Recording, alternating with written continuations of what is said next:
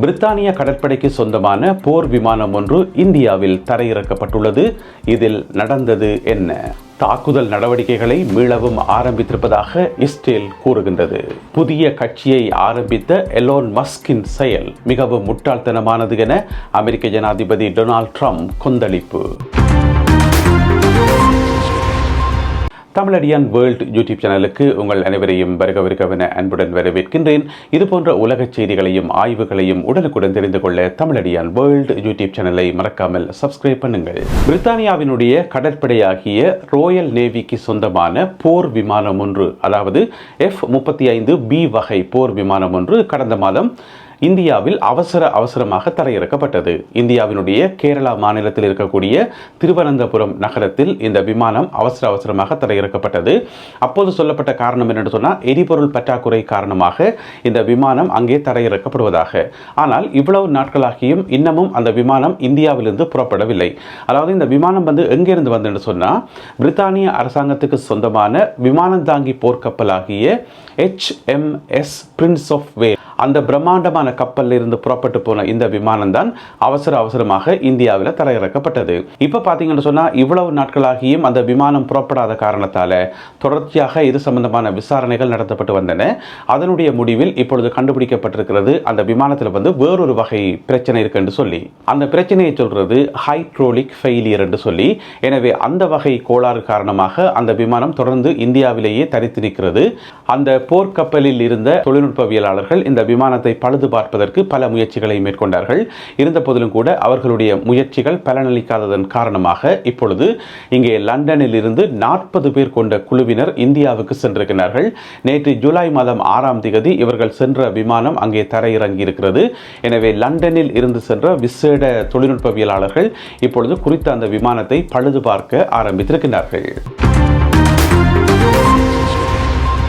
Yemen நாட்டில் இருக்கும் ஹூதிஸ்களினுடைய இலக்குகளை தாக்கியளிக்கும் விதமாக தாங்கள் தாக்குதலை ஆரம்பித்திருப்பதாக இஸ்ரேலிய அரசாங்கம் கூறுகின்றது. நேற்றைய இரவில் பார்த்தீங்கன்னு சொன்னால், மொத்தமாக 4 இலக்குகள் தெரிவு செய்யப்பட்டு அந்த 4 இலக்குகள் மீதும் தாங்கள் கடும் தாக்குதலை மேற்கொண்டதாக இஸ்ரேலிய பாதுகாப்பு அமைச்சர் தெரிவித்திருக்கின்றார். அதாவது 3 துறைமுக நகரங்கள் மற்றும் ஒரு அணு மின் நிலையம் ஆகிய அனைத்துமே ஏமனில் இருக்கின்ற ஹூதிகளினுடைய கட்டுப்பாட்டிலே இருக்கின்றன. அவற்றை இலக்கு வைத்து தாங்கள் தாக்குதலை மேற்கொண்டதாகவும் இந்த தாக்குதல் வெற்றியளித்திருப்பதாகவும் இஸ்ரேலிய தரப்பில் சொல்லப்படுகிறது. இதுல இன்னொரு முக்கியமான விஷயம் என்னென்று சொன்னால், 2023ஆம் ஆண்டில் ஹூதி அமைப்பினர் இஸ்ரேலுக்கு சொந்தமான ஒரு பிரம்மாண்டமான கப்பலை கடத்தி வைத்திருந்தார்கள். அந்த கப்பலினுடைய பேர் கேலக்ஸி லீடர் என சொல்லப்படுகிறது. எனவே அந்த கப்பலையும் மீட்பது தங்களுடைய இலக்கு என இஸ்ரேலிய பாதுகாப்பு அமைச்சர் தகவல் வெளியிட்டிருக்கின்றார். அதே வேளையில் நேற்று இரவு நடைபெற்ற தாக்குதலினுடைய சேத விவரங்களை சுயாதீனமாக உறுதிப்படுத்த முடியவில்லை. இஸ்ரேலிய தரப்பில் சொல்லப்படுது, இந்த தாக்குதல் வெற்றிகரமாக முடிந்துள்ளதாகவும் ஏராளமான இழப்புகள் ஹூதிகளுக்கு ஏற்பட்டுள்ளதாகவும் அவர்கள் தெரிவித்திருக்கிறார்கள். இருந்த போதிலும் கூட சுயாதீனமான அறிக்கைகள் எதுவும் இதுவரை வெளிவரவில்லை. அதே வேளையில் இஸ்ரேலுக்கு எதிராக செயல்படுகின்ற எவராக இருந்தாலும் அவர்கள் தண்டிக்கப்படுவார்கள் என இஸ்ரேலிய பாதுகாப்பு அமைச்சர் இஸ்ரேல் கட்ஸ் அறிவித்துள்ளார். எலோன் மஸ்க் அவர்கள் புதிய அரசியல் கட்சி ஒன்றை ஆரம்பித்துள்ளமை ஜனாதிபதி டொனால்ட் ட்ரம்ப் அவர்களுக்கு கடுமையான சீற்றத்தை ஏற்படுத்தி இருக்கும் என்பது எங்கள் எல்லாருக்குமே தெரிஞ்ச ஒரு விஷயம். இப்போ அவர் தன்னுடைய மனக்கிழக்கையை உள்ள கிடக்கையை அப்படியே கொட்டி இருக்கிறார். அதாவது மிக நீண்ட பதிவு ஒன்றை தன்னுடைய சமூக வலைத்தளமாகிய ட்ருத் வலைத்தளத்தில் அவர் எழுதியிருக்கிறார். அதில் என்ன சொல்லியிருக்கார் என்று சொன்னால், எலோன் மஸ்க்கு இது தேவையில்லாத வேலை, இது முட்டாள்தனமான வேலை, இது ஒருபோதும் ஒர்க் அவுட் ஆகாது. அதாவது 3வது அரசியல் கட்சி என்றது சாத்தியம் இல்லை. அமெரிக்காவில் 2 பிரதானமான கட்சிகள் இருக்கிறது உங்களுக்கு தெரியும். ஒன்று ரிபப்ளிக்கன், மற்றது டெமோக்ராட்டிக். இந்த 2 கட்சிகள் தான் மாறி மாறி ஆட்சிக்கு வரும். அதை நாங்கள் சுருக்கமாக சொல்வதா இருந்தால், டொனால்ட் ட்ரம்ப் அவர்களுடைய கட்சியும் ஜோ பைடன் அவர்களுடைய கட்சியும். எனவே ஜோ பைடன் அவர்களுடைய கட்சி ஏற்கனவே பலவீனமாக இருக்கிறது. அப்படி ஒரு கட்சி நாட்டில் இருக்கிறதையே பெரும்பாலானவர்கள் மறந்து கொண்டு போகிறார்கள் என்று சொல்லி அமெரிக்க ஜனாதிபதி டொனால்ட் ட்ரம்ப் அவர்கள் சொல்லியிருக்கார். தங்களுடைய கட்சியாகிய ரிபப்ளிக்கன் கட்சி மிகச்சிறந்த முறையில் செயல்படுது.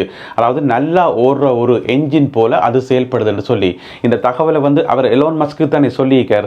எனவே எலோன் மஸ்க்கு விளங்கக்கூடிய பாஷையில் சொல்லணும்ன்றதுக்காக நல்லா ஓடுகின்ற என்ஜின் என்று சொல்லியிருக்கார். ஏன்னு சொன்னால் அவர் தானே டெஸ்லா கார் எல்லாத்தையும் தயாரிக்கிறார்.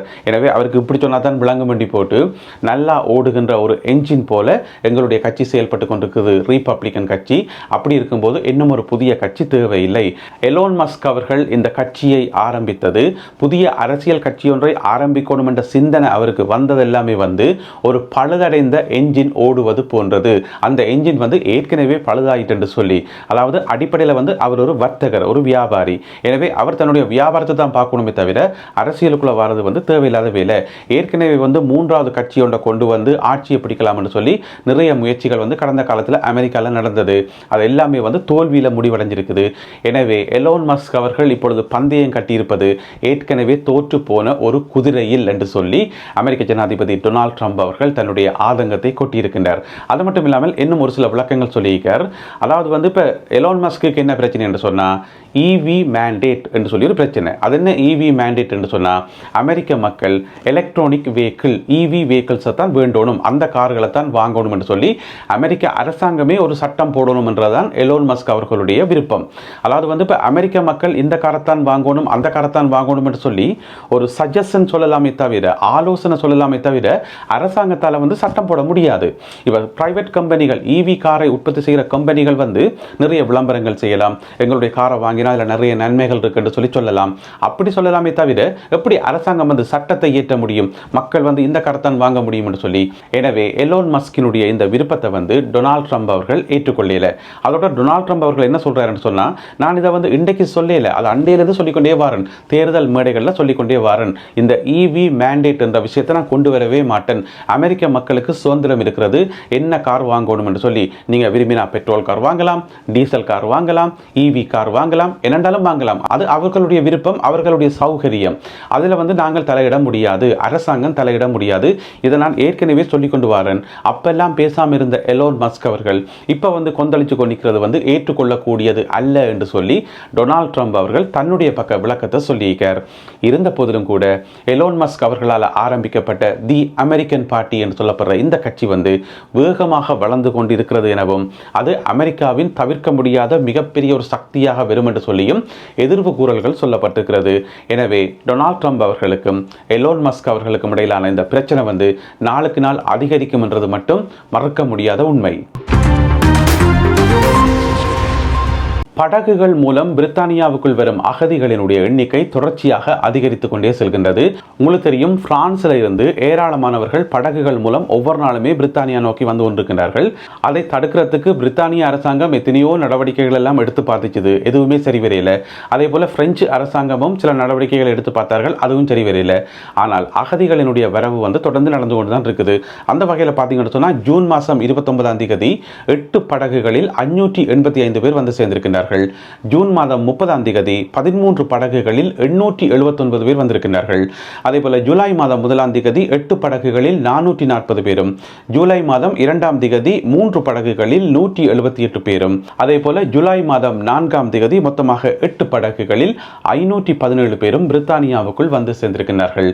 எனவே பிரான்சில் இருந்து படகுகள் மூலம் பிரித்தானியாவுக்குள் வருபவர்களுடைய எண்ணிக்கை கொஞ்சம் கூட குறைவில்லாமல் தொடர்ந்து அதிகரித்துக் கொண்டே செல்கிறது.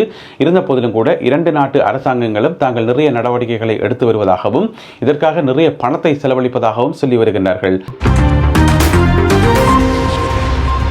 பிரான்சினுடைய தலைநகர் பாரிஸில் இருக்கக்கூடிய ஒரு தேவாலயம், அதனுடைய பேர் வந்து நோத்ரு டேம் என்று சொல்லப்படுற ஒரு தேவாலயம். கிட்டத்தட்ட 1000 வருடங்கள் பழமையான ஒரு தேவாலயம். அந்த தேவாலயம் குறிப்பிட்ட சில வருடங்களுக்கு முதல் தீப்பிடித்து எரிந்தது உங்களுக்கு ஞாபகம் இருக்கலாம். அதுக்கு பிறகு வந்து 5 வருடங்களாக புனரமைப்பு பணிகள் இடம்பெற்று வந்தன. அதுக்கு பிறகு கடந்த டிசம்பர் மாதம் அது பொதுமக்களுக்காக மீளவும் திறந்து வைக்கப்பட்டது. அதில் இருந்து இப்போ வரைக்கும் இந்த ஜூலை மாதம் வரைக்கும் பார்த்தீங்கன்னு சொன்னால் இந்த 7 மாசத்துல மொத்தமாக 6 மில்லியன் மில்லியன் பார்வையாளர்கள், வழிபாட்டாளர்கள், சுற்றுலா பயணிகள் என்று சொல்லி 6 மில்லியன் பேர் இதுவரை வந்திருப்பதாகவும் இது ஒரு சாதனை எனவும், குறுகின காலத்தில் ஒரு தேவாலயம் ஒன்றுக்கு இவ்வளவு பெருந்தொகையான மக்கள் வர்றது ஒரு சாதனை என்று சொல்லியும் நோத்ருதாம் தேவாலய அதிகாரிகள் தகவல் வெளியிட்டிருக்கின்றார்கள். இந்த நோத்ருதாம் தேவாலயம் என்பது பரிசினுடைய ஒரு முக்கியமான அடையாளம் என்பது குறிப்பிடத்தக்கது. நல்லது அன்பான உறவுகளே, இத்துடன் இன்றைய செய்திகளும் தகவல்களும் நிறைவு பெறுகின்றன. மீண்டும் மற்றொரு வீடியோவில் உங்கள் அனைவரையும் சந்திக்கின்றேன். அதுவரை நன்றி, வணக்கம்.